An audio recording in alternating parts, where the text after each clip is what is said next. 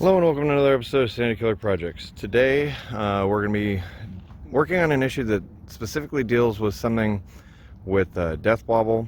I need to do a little bit of backstory, and I hate doing a lot of talking in the beginning of videos.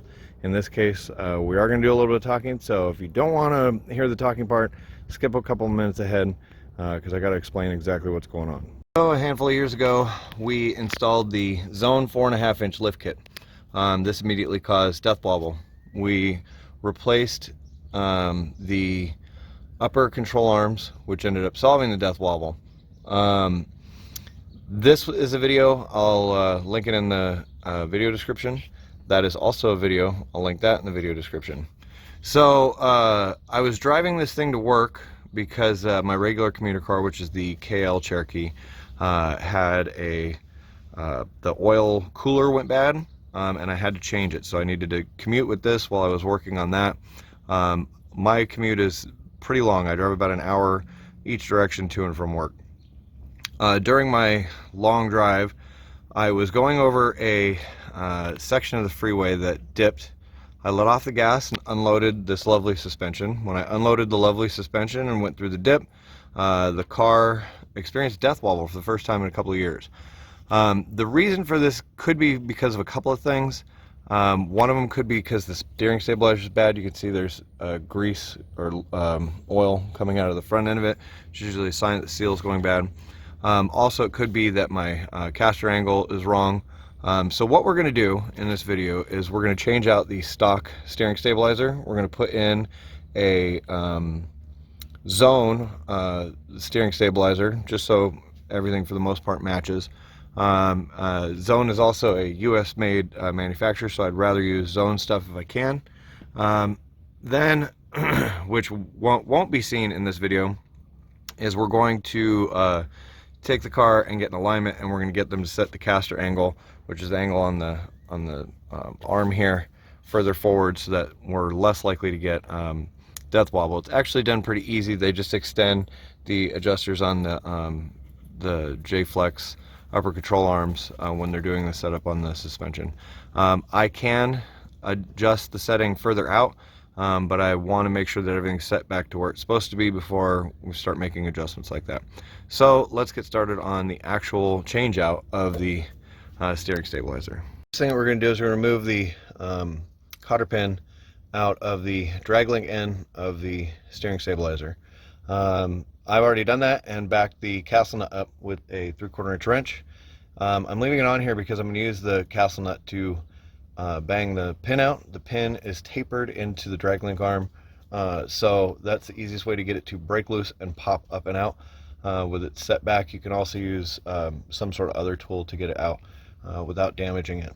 And then the next thing we'll work on is the other end removal. Once you have the drag link side of it loose and laying down, this is actually the steering stabilizer here, you're going to remove the bolt on the back side of it, which is right here. It takes a 3/4. My bolt side liked a 18 millimeter better than using the 3/4. So you just undo this nut and bolt out of here and remove the shock out of it. So if you end up in a situation where this bolt for the steering stabilizer is hung up, all you have to do is turn the wheels. I turn them all the way to the driver's side or left. That made it to where this is now freed up, and I get this bolt out and take the stabilizer out.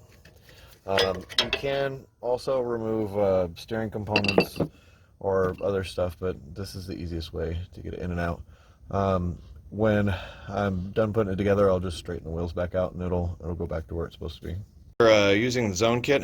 The bushings and the sleeve do not come inside of it. You have to press them in.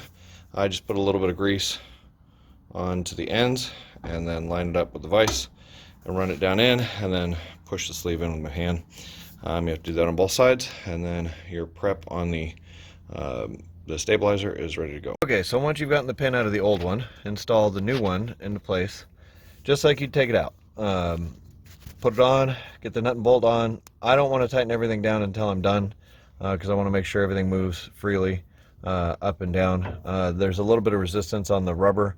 You may end up having to push it in a little bit harder than expected to get it into the groove for this. So just get it in, get an alignment pin, pry it over the rest of the way, put the bolt in, get it in hand tight, and then start working on the top. Zone kit comes with its own pin. One side is for the stabilizer, the other side is for the drag link arm. It is tapered. It is that way on purpose because that's how all your suspension components are. They're tapered into place. So make sure when you put it in from the back and bring it down into the hole, and then use your castle nut to draw it the rest of the way in, and put a wrench on the upper end to help pull it down. Okay, so I've got everything in and lightly set except for the castle nut on the bottom. It is set. The one thing I do want to remark about is they give you two sleeves, one for each end of the cylinder. You cannot use it on the front side. The pin is the same diameter as the sleeve. So I ended up having to take the cylinder back out and then take the sleeve off. But once I did, everything just went into place where it's supposed to go. This, the castle nut, you just go down till it's basically tight and bend the cotter pin. It will not sit completely flush because it's tapered. Then there's a big washer that slides down onto the shaft, and then there's a washer that only has a smaller end that's made to capture the rubber in this side. So basically everything on this is a 3/4 or a 19 millimeter. This top bolt is a 17 millimeter. It goes in very, very stiff. It has dimples on the outside of it that actually make it to where it binds up as it goes in.